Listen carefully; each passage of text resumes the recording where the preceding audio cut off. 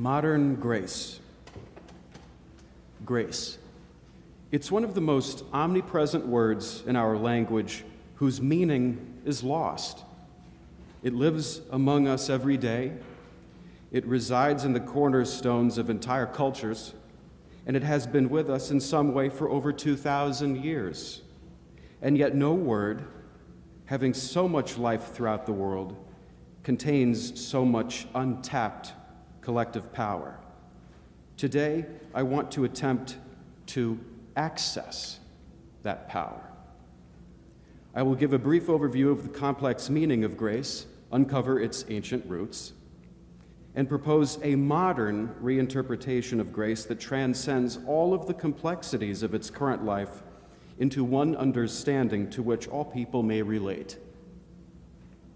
In so doing, I aim to answer three big questions. What does grace mean in modern life? How do we achieve it? And what place does it have in a world thirsting for justice? Let us therefore begin with the first question, the meaning of grace in modern life. Upon first glance, it's complicated. Grace is a word we encounter almost every day in some form or another, but the word seems to be living innumerable parallel lives. Some people say grace before meals. Most of us try to stay in the good graces of the people around us. And few of us these days can go for long without hearing about the latest celebrities' fall from grace. Grace is also a fairly common given name. Then there's the grace that we find in some of the most recognizable pillars of spiritual life in our society. The prayer, "Hail Mary, full of grace," is known by billions of people the world over in countless languages. And Amazing Grace is by far one of the most popular hymns to be sung or played at American funerals. As of early 2020, Merriam-Webster's online dictionary lists no fewer than 19 individual meanings of the word grace in English. Too many to helpfully summarize here. Some insightful definitions cannot even be readily found in a dictionary. A minister at my childhood church in Connecticut, for example, was said to have defined grace as undeserved kindness. And that is only the word grace itself, to say nothing of its derivatives, such as graceful or gracious. These have even more specific meanings. For instance, we admire the beautiful motions of a graceful swan or a graceful dancer. We acknowledge our appreciation for a gracious host. Let us now step back in time a bit so that we may see the slightly more distant relatives of the word grace that still live with us today. Grace hasn't always been an English word. It's a medieval loanword from French, ultimately traceable to Latin gratia. People of a certain generation living today, if they were raised Catholic, may remember the Latin words Ave Maria, gratia plena. This is, of course, the aforementioned Hail Mary prayer, with the phrase gratia plena usually translated into English as full of grace. So gratia is grace in this sense, fair enough. But what happens to gratia in the plural? We have the closing words of the ordinary Latin Mass, Deo gratias, or thanks be to God. And here, ignoring grammatical case for the purpose of this argument, we have a revelation of semantics. Gratia is grace, while gratias is thanks. So there is a relationship between grace and thankfulness. To be in someone's good graces is really to be in their good thanks. In other words, for them to be thankful for your presence. This relationship is apparent if you speak Spanish or Italian, in which the words for thanks are respectively gracias and grazie. Both of these words share an immediately recognizable kinship with Latin gratia and English grace. It's also how we get English words like grateful and gratitude. The list goes on. What do we call an unappreciative person? They're an ingrate. And what about the act of trying to get oneself into someone's good graces, that's to ingratiate oneself.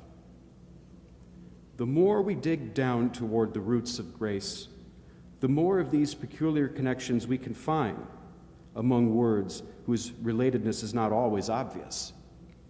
Likewise, we can further see how close their associated concepts are to one another, since concepts are the ether contained by words.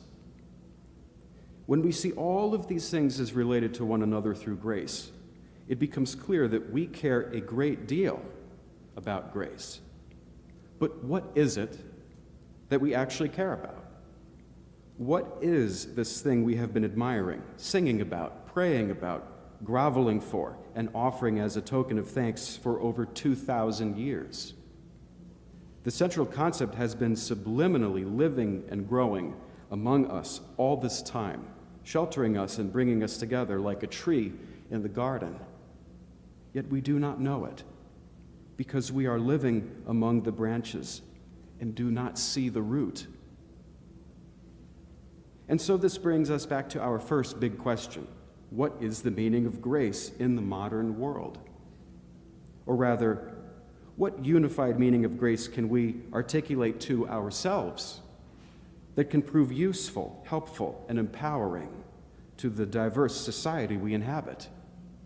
How do we find a meaning of grace to which we can all strive in unity, regardless of religion, language, nationality, age, lifestyle, sense of personal expression, or situation in life?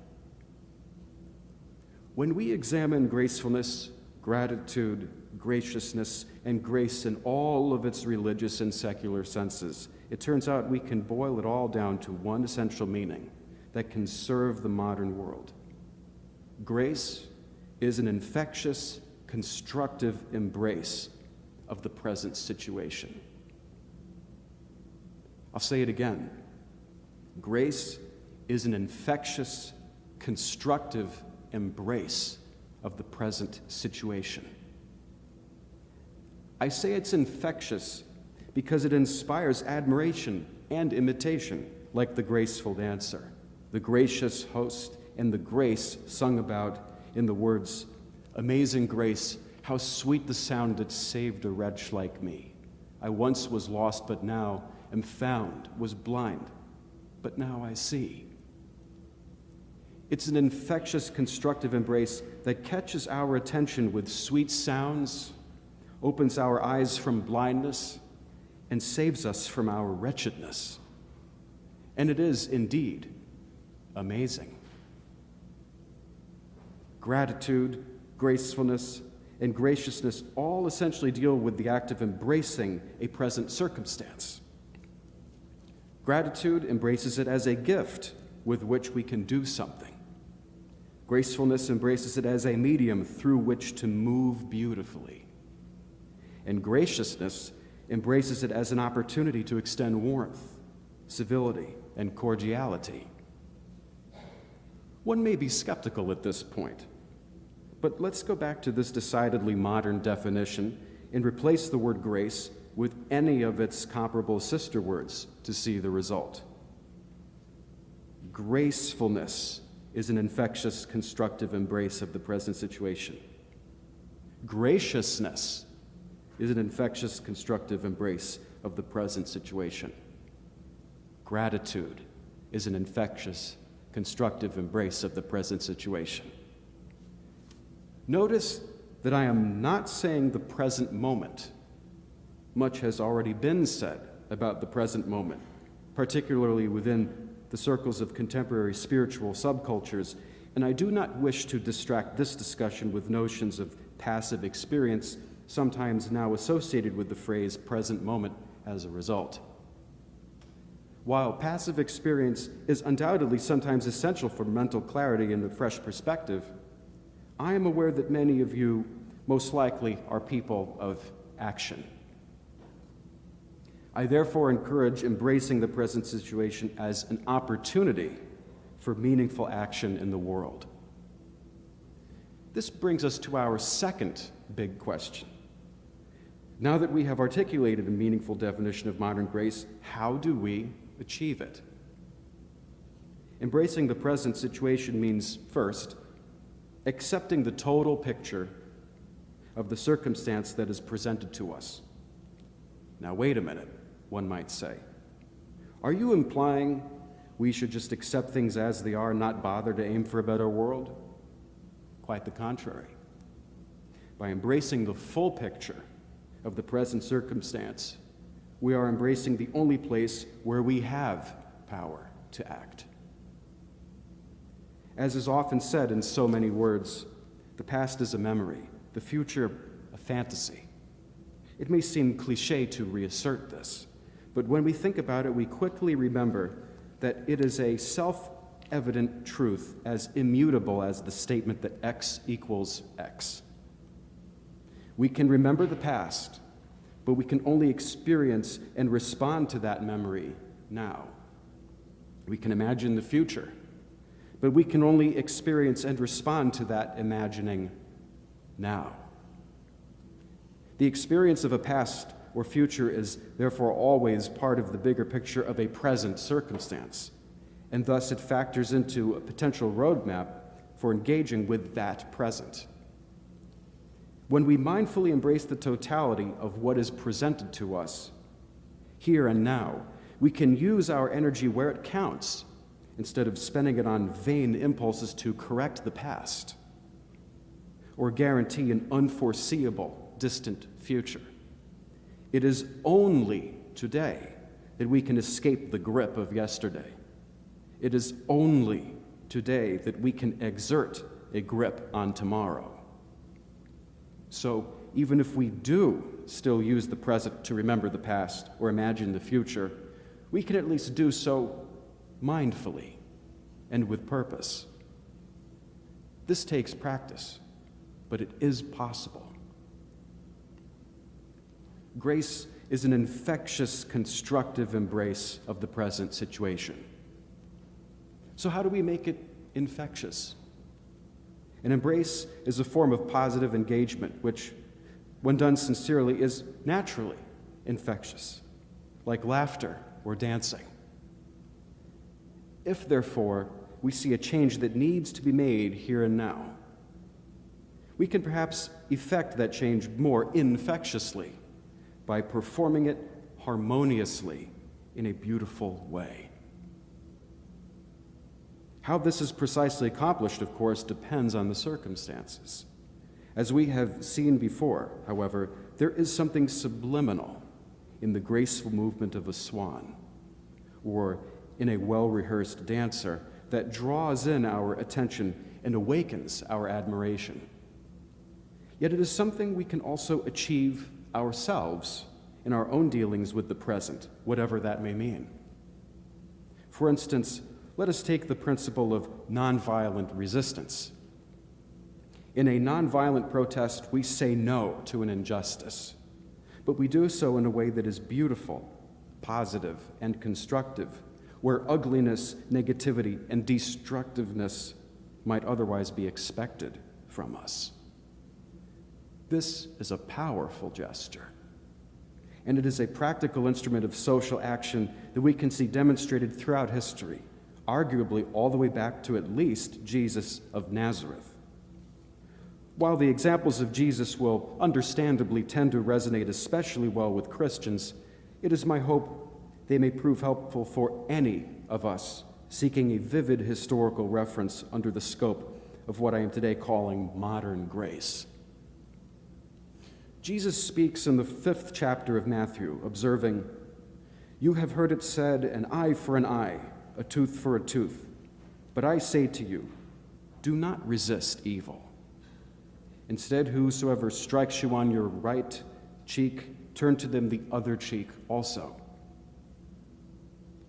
Here, Jesus recognizes the notion of an eye for an eye as the default paradigm of justice in his surrounding community, and he apparently identifies it as problematic. He offers turning the other cheek as a solution to the problem, something we might even recognize today as an early form of nonviolent resistance.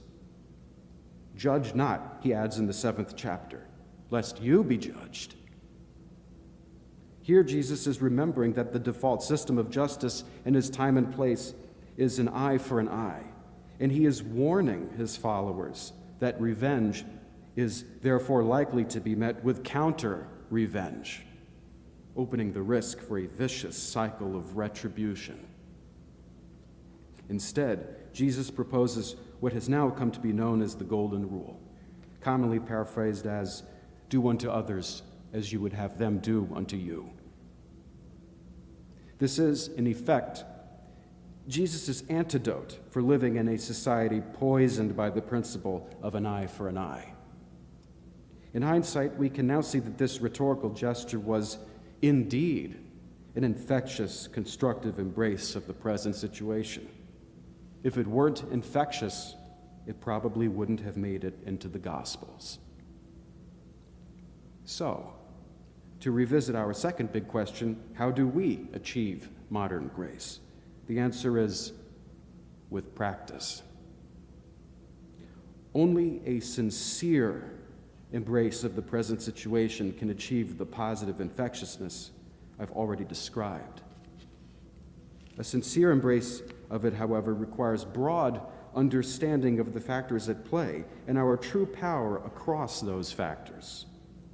Lastly, to embrace it does not mean we approve of the events or conditions around us. Embracing it means only that we accept the entirety of the present situation as the metaphorical clay we have to work with. It means we remember that our power to act is also part of that material. It may be tempting to resent the circumstance before us. But if we are to practice modern grace, then we must not let our anger and frustration turn into a resentment of the medium we are given with which to express creative power. The here and now is, after all, the only place where we actually can make any difference whatsoever. To remember this in the moment, nonetheless, takes practice. Sometimes it requires a lifetime of it. That brings us to the third and final big question. What place does modern grace have in a world thirsting for justice? Modern grace is a means of exerting positive leverage from within humble circumstances. It may seem to us sometimes that we have very little power. We may not hold positions of political or social influence or have exceptional material wealth with which to buy influence. There is, however, always something we can do to address an injustice. Consider the following few points. If our only means of addressing an injustice is to vote, then we have the power to vote beautifully and mindfully. If our only means of addressing an injustice is to speak, then we have the power to speak beautifully and mindfully. If our only means of addressing an injustice is to stand or sit in place, then we have the power to stand or sit in place beautifully and mindfully. Our capacity for grace is limited only by our capacity to engage our present circumstance beautifully and mindfully, however humble or meager our powers may immediately seem. So it is never futile to practice grace, even when we seem to be in the most powerless situation. Some of us may even be outcasts, deemed undeserving of the chance to prove ourselves capable of grace. But here, too, we still have power. Despite the efforts of the most dehumanizing, punitive systems, the opportunity to prove our capacity for grace can never truly be robbed from us. Though we be exiled, imprisoned, marked, shamed, spat upon, relegated to the wrong side of history, or written off as permanent bad eggs, incapable of goodness and undeserving of the opportunity to demonstrate that we can be good. Our essential power to exert modern grace still remains untouched. Because there, in the cold and darkness of the dungeon, is still the glimmer of hope that a tiny thought, a tiny act of generosity, or a single kind word can illuminate the surroundings to our true power, thereby infecting others with the reminder of the inherent capacity for grace within themselves as well, exactly the way a graceful swan catches our eye and inspires our admiration. Even in the exceptionally horrific scenario of lying completely paralyzed in a hospital bed, unable to communicate with the outside world, so long as we remain conscious and of sound mind, we will, by this logic, still have the power to choose helpful thoughts over unhelpful ones.